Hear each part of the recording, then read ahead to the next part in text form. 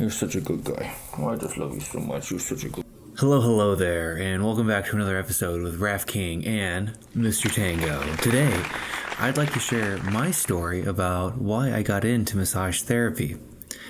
So, many years ago, I shouldn't say many, so back in 2008, I had started my journey into practicing bodywork.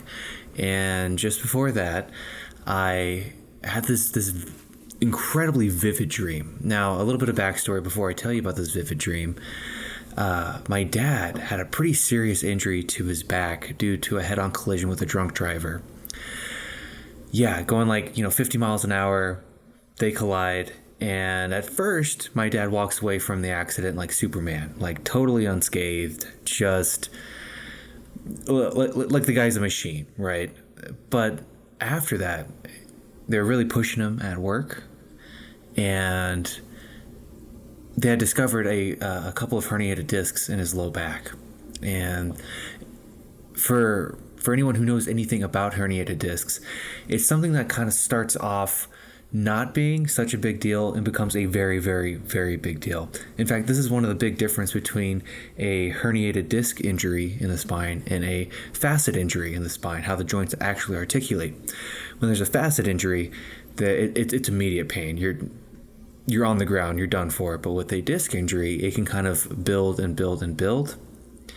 Now, my dad's a super tough guy. He's an incredibly tough guy. Special forces Marine type of tough guy. He's the type of tough guy that I could never live up to. It's always been very difficult for me in that sense, because he's just always been, like I said, Superman. And so to see him brought down by this pain was really rough, because not only was he physically brought down, his mood changed, his mentality changed. He went from smiling all the time to not smiling at all, and it was rough to see him go through that. It was years before I got into massage therapy. And really what had influenced some of that was when he would talk to his doctors didn't talk a whole lot about correction. They talked about masking the symptoms. So there was always conversation around painkillers. I should really say pain medication. And at one point he was taking morphine. And morphine is a very heavy drug. And I mean, this is about as heavy as it gets. It's the good stuff. And he was taking, 260 milligrams every evening so he could go to work. And I mean, this dosage too is an incredibly high dosage. So after a while, the problem with that was he would have to decide between taking the medication and not, because when he would take the medication, he would break out in a full body rash. So he would have to decide, is his back going to hurt or is his skin going to hurt? And that's not a healthy place to be. That's not a, I wouldn't say one that's satisfied with their treatment,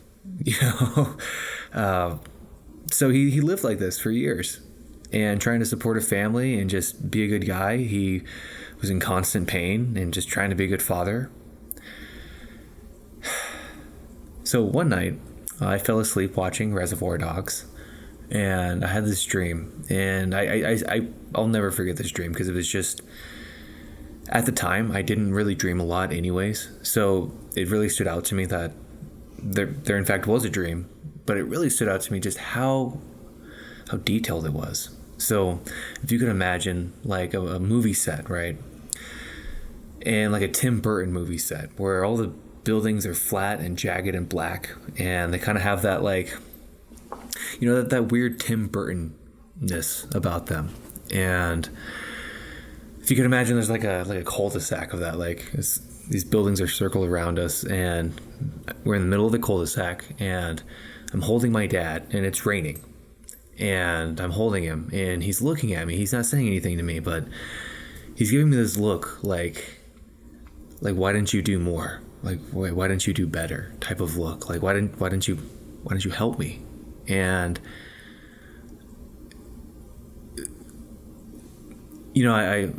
I'm holding him, and as I'm holding him, he's slowly melting away. He's not speaking, and he's slowly starting to melt away in my arms until there's just kind of this burst and he completely liquefies.